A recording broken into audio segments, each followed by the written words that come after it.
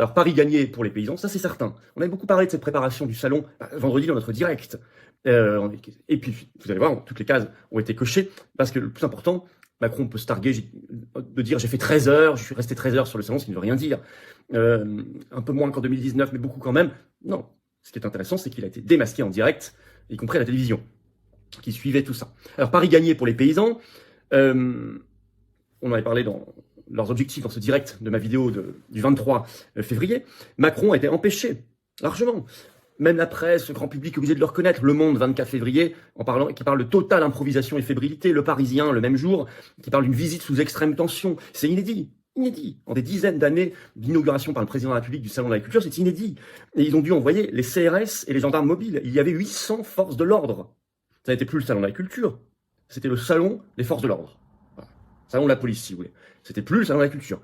Même avec tôt le matin, les paysans avaient réussi à franchir les barrages, bravo, et à empêcher l'ouverture au public qui était prévue à 9h, qui était décalée de plusieurs heures, et pas pu faire en temps réel. Alors, c'était pas du tout contre le public, bien sûr. Puis il reste plusieurs jours là pour ceux qui veulent vraiment y aller. Mais c'était très fort parce que Macron y était. Ils ont franchi les barrages plusieurs fois. Le Monde écrit, Macron a finalement inauguré officiellement l'événement sous les huées et les sifflets à 13h30. Et 5 heures de retard. Puis il s'est baladé, notamment dans le hall 4 protégé par les CRS.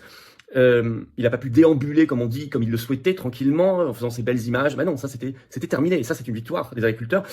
France Info, ce 25 février, dit qu'il était dans une bulle de sécurité pendant les 13 heures. C'est très significatif comme expression. Oui, il est dans sa bulle, complètement déconnecté des Français. Et la veille, déjà, première victoire des agriculteurs, il avait dû annuler en catastrophe son grand débat où il voulait enfumer tout le monde, style gilet jaune, janvier 2019, faute de participants. Et alors là, deux premiers gros mensonges de Macron qui ont été dévoilés, démasqués. D'abord sur l'invitation du collectif Soulèvement de la Terre. Macron déclare ceci depuis le Salon de la Culture ce 24 février, je cite, « Je n'ai jamais songé à initier une telle invitation. Toute cette histoire m'a mise en colère, à un point que vous ne pouvez pas imaginer, surjoue-t-il, un peu cabotin.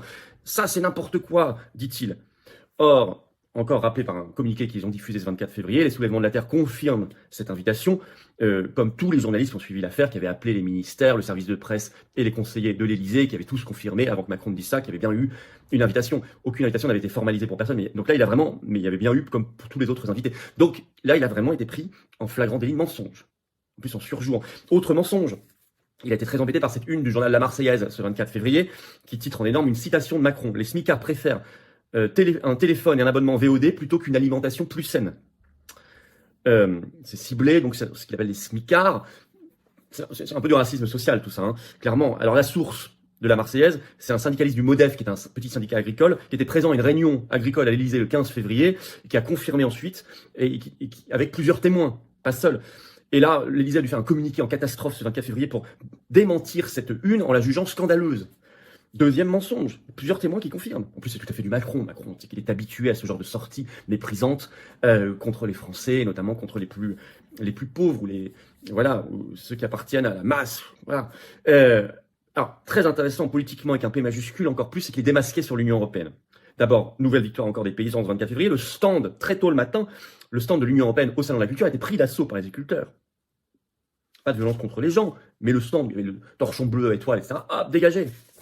Et ça, c'est très simple. C'est une sorte de Frexit dans le salon, si vous voulez. On dégage l'Union européenne, c'est très fort. Et puis, sur le fond. Alors là, c'est très important. Macron a promis, ce 24 février, des prix planchers aux agriculteurs. Or, même le Huffington Post le note dans un article sorti le soir, le 24 février, le titre « Emmanuel Macron veut des prix planchers pour les agriculteurs ». Marc Fesneau était contre il y a moins d'un mois. Marc Fesneau, c'est le ministre de l'Agriculture. Et, donc on va voir la promesse de Macron, et Marc Fesneau parle du droit européen qui l'empêche. D'abord, on va prendre ce que dit Macron. Ça, c'est au Salon de l'Agriculture, 24 février. L'objectif que je fixe aux travaux qui ont été lancés par le Premier ministre et ses ministres, et en particulier les travaux parlementaires, c'est qu'on puisse déboucher sur véritablement ces prix planchers qui permettront de protéger le revenu agricole et de ne pas céder à toutes les pratiques les plus prédatrices qui, aujourd'hui, sacrifient nos agriculteurs et leurs revenus, a déclaré Macron à la sortie d'un entretien avec les responsables de syndicats agricoles au tout début de la journée. Ça, c'est Huffington Post. Donc voilà la promesse. Pour garantir le revenu agricole. Effectivement, il faut le faire. Mais le problème, c'est que vous verrez, ça ne se fera jamais. C'est Marc Fesneau qui avait craché le morceau le 27 janvier, il y a presque un mois. Parlant du problème par rapport au droit européen, je vais vous citer dans le même article de Huffington Post ce que disait le ministre de l'Agriculture.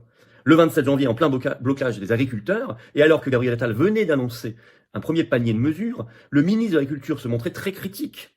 Les propositions démagogiques du genre « on va fixer une obligation de prix plancher » Ce qu'on ne peut faire que sur les prix agricoles français, qu'on ne peut pas faire sur les prix des autres pays, qu'est-ce que cela fait? Ça va mettre en concurrence déloyale les produits agricoles français, taclé Marc Fesneau, interrogé sur France Info.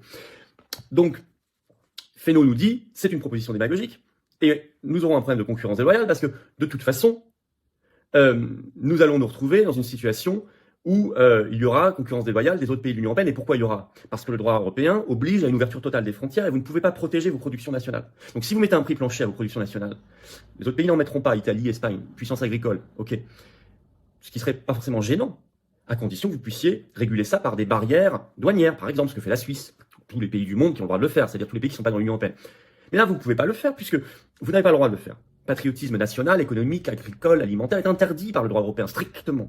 Il n'y a aucune mesure possible, ni contingentement d'importation, ni quota, ni prix plancher à vos frontières, ni droit de douane, etc.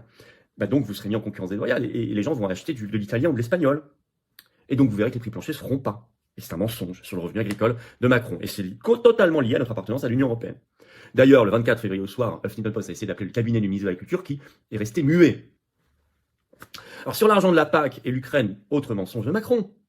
Un paysan présent au salon lance à Macron comme ça directement le 24 février, je cite, « Vous avez balancé une somme colossale à l'Ukraine, mais vous nous avez donné des miettes. » Et Macron répond, non, je cite, « On a 10,3 milliards d'euros qui arrivent en PAC, de la PAC, on va dire, politique agricole commune, chaque année. » Il a dit en PAC, ça veut rien dire, bon, 10,3 milliards. Déjà, c'est pas totalement vrai, c'est 9 milliards, pas 10,3, enfin bon. Mais surtout, là, il est pris la main dans le sac sur l'Ukraine, parce qu'il répond pas, et cet agriculteur a raison, puisqu'il vient de signer un accord de sécurité à l'Élysée, que j'attaque, notamment avec d'autres personnes, à l'initiative du sénateur Houpert, devant le Conseil d'État, les Patriotes attaquent, cet accord qui prévoit notamment, rien que pour 2024, 3 milliards français vers l'Ukraine de Zelensky. Donc ça, et puis c'est vrai, qu'a été voté il y a quelques semaines, ce qu'ils appellent la facilité pour l'Ukraine au Parlement européen, 50 milliards d'euros en 4 ans par l'Union européenne à l'Ukraine, donc 10 milliards à la charge de la France. Et je rappelle que 100% des eurodéputés français, de LFI au RN en passant par PS, LR, PCF, Verts, macronistes, etc., ont voté cette facilité pour l'Ukraine. 100% des eurodéputés de 100% des partis politiques français présents au Parlement européen, donc pas les patriotes, ont voté ces 50 milliards pour l'Ukraine. Je le rappelle quand même, pour ceux qui réfléchissent un peu à comment ils vont voter le 9 juin prochain aux élections européennes. Moi, je suis candidat tête de liste et pas sur cette ligne-là, pas du tout.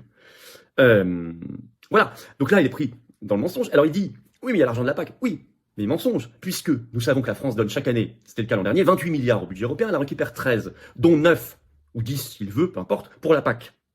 Donc 28 moins 13, de toute façon, on paume 15 milliards par an. On perd 15 milliards. Donc là, il y a un mensonge énorme. 2 mensonges sur l'Ukraine et sur l'argent, soi-disant, de l'Union européenne ou de la PAC. Mensonge. Sur un troisième mensonge lié au droit européen, sur l'autorité du droit français. Une des grandes promesses, une des grandes annonces qu'il a faites hier, au 24 février au Salon de l'Agriculture, c'est celle-ci. L'agriculture sera maintenant, je cite, un intérêt général majeur de la nation française et on va le garantir par une loi. Je vais citer exactement ce qu'il a dit, c'est dans l'article du Monde. Le président a annoncé la date du 20 mars pour sa présentation au Conseil des ministres en s'engageant à reconnaître l'agriculture et l'alimentation comme un intérêt général majeur de la nation française. Cela s'inscrit dans la loi, ce qui permettra de protéger l'agriculture de la France de manière ferme et solide. Donc Macron dit, puisque je vais écrire dans une loi qu'on présentera au Conseil des ministres le 20 mars, que maintenant l'agriculture et l'alimentation sont un intérêt général majeur de la nation française, ce sera protégé de manière ferme et solide. C'est un autre mensonge. La loi française a une autorité juridique inférieure au droit européen. Il le sait. N'importe quelle directive européenne ou règlement ou jurisprudence de la Cour de justice de l'Union européenne a une autorité juridique supérieure à n'importe quelle loi française. Donc, cette loi, elle sera balayée par le droit européen, notamment en matière agricole. Donc, voilà. Vous voyez tous les mensonges qui s'accumulent, et là, ceux-là, ils sont très intéressants. Encore plus intéressants que ceux sur le soulèvement de la Terre ou la une de la Marseillaise, parce que là, ce sont des mensonges qui permettent de faire progresser le débat sur le Frexit et sur l'Union européenne. Alors, la Macronie se sent mal. Elle est aux abois après cette journée catastrophe. Donc, multiplier les fake news. Alors, vous avez par exemple un macroniste, Benjamin Griveaux, qu'on connaît un peu différemment pour d'autres choses. Alors lui, carrément sur Twitter, le 24 février, il a comparé ce qui s'est passé au Salon de l'Agriculture, il a déploré, il a défendu Macron, il a comparé ça, je cite, à l'épisode du Reichstag. Il parle d'un remake, complètement. Alors là, on va chercher l'Allemagne nazie. Hein, bon.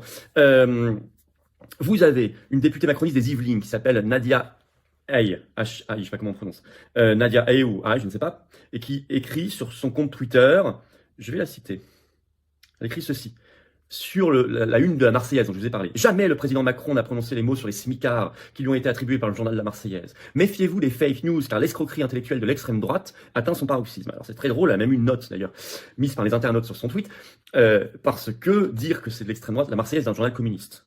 Un journal communiste. Donc c'est comme, bon, vous voyez, ils vont vous chercher des choses comme ça. Alors, puis ce sont les Russes, évidemment. Mais ça, ils avaient déjà anticipé la veille sur LCI, 23 février, un truc délirant. Je vais vous citer quand même cet extrait. incroyable, de Pierre Servant, qui est le nouvel éditorialiste géopolitique TF1 LCI, vous savez qu'il y a toujours son bonnet noir là, ultra pro OTAN, etc., et qui déclare: influence russe, les services secrets français en alerte, il y a une lecture, dit-il, de ce qui se passe dans la société, la cellule du 5e bureau du FSB, donc les services russes, travaille sur la question agricole, et va essayer de produire des fausses informations. La cellule du 5e bureau du FSB travaille sur la question agricole française et va essayer de produire des fausses informations. Donc, confirmation le lendemain, selon ces gens-là, tout ce qui s'est passé, c'est un coup des Russes, encore une fois, comme tout. Les gilets jaunes, les manifs anti-pass, le Brexit, l'élection de Trump, la nouvelle élection de Trump peut-être dans quelques mois, etc. Voilà. Tout ça, alors, autre mensonge enfin, de Macron lui-même depuis le salon, qui essaie de dire derrière tout ça, il y a le RN, mais alors là, il essaie de faire passer un truc, et il déclare, je cite, le Rassemblement National, c'est le parti du Frexit. Parce qu'il veut absolument se créer un faux... C'est l'opposant de confort. C'est l'opposition contrôlée, c'est l'opposant choisi, vous avez compris, le RN. En disant, si vous n'êtes pas d'accord avec moi, vous votez RN. C'est grossier. Mais quitte à dire n'importe quoi, le RN, c'est le parti du Frexit, c'est Macron qui l'a déclaré depuis ce 24 février depuis le salon. Et vous avez un tweet de Marine Le Pen, ce 24 février, qui reprend cette déclaration en écrivant: sincèrement, il y a encore des gens qui croient à ce grossier mensonge. Allez voir le compte Twitter de Marine Le Pen. Donc Marine Le Pen écrit elle-même: mais non, dire que nous sommes le parti du Frexit, c'est un grossier mensonge, nous sommes contre le Frexit. Elle l'a écrit sur son compte Twitter. C'est très bien, au moins ça clarifie. Ça clarifie. Voilà. Vous n'êtes pas dans l'opposition si vous n'êtes pas pour le Frexit, excusez-moi, hein, parce que vous êtes fait du Mélanie, quoi. Fausse opposition. Mais Macron se choisit ses oppositions de confort. Alors, maintenant, la suite opérationnelle, il faut confirmer. Là, honnêtement, il y a des paysans, le stand de l'Union européenne a été pris d'assaut, des paysans, les vidéos, je vais les partager là, qui ont dit devant Macron: Frexit, Frexit, Frexit. Nous, on était à la sortie, Frexit, on disait d'ailleurs pas de pays sans paysans, pas de paysans sans Frexit. Et on crie aussi d'ailleurs à Macron destitution. Alors Macron discrédité complètement là. Si les parlementaires pouvaient utiliser l'article 68 pour destituer Macron, honnêtement, après cette journée, honnêtement, il serait bien inspiré de le faire. Pas simplement verbalement, il faut le faire vraiment là. Et puis, en tout cas, la cause du Frexit a beaucoup avancé, avec tous ces mensonges dévoilés sur l'Ukraine, les prix planchers, la concurrence déloyale en général, l'argent de l'Union européenne entre guillemets, la supériorité du droit européen sur le droit national. C'est très intéressant, il faut continuer d'avancer en ce sens. Il faut mettre du Frexit partout dans la crise agricole. Dans la révolte paysanne, il faut mettre du Frexit, il faut afficher du Frexit, souveraineté agricole, alimentaire, partout, partout, partout. C'est la manière de sortir du chaos. Le macronisme et l'européisme, c'est la même chose, c'est le mondialisme, c'est le chaos. On l'a vu au salon, c'est le chaos, c'est eux qui produisent le chaos. Sortir du chaos, c'est reprendre en main sa souveraineté nationale et populaire. Ça passe forcément par le Frexit et pas par autre chose. Pas de bêtises sur les Brexit, concurrence, enfin, changement interne de l'Union européenne ou l'autre Europe, je ne sais quoi, non. Et ça, nous, on le dira clairement aux élections européennes, et on le dit d'ailleurs tous les jours, 9 juin. Pensez à vous inscrire sur la liste électorale et à faire savoir tout ça partout. Voilà, écoutez, partagez, merci, cette vidéo.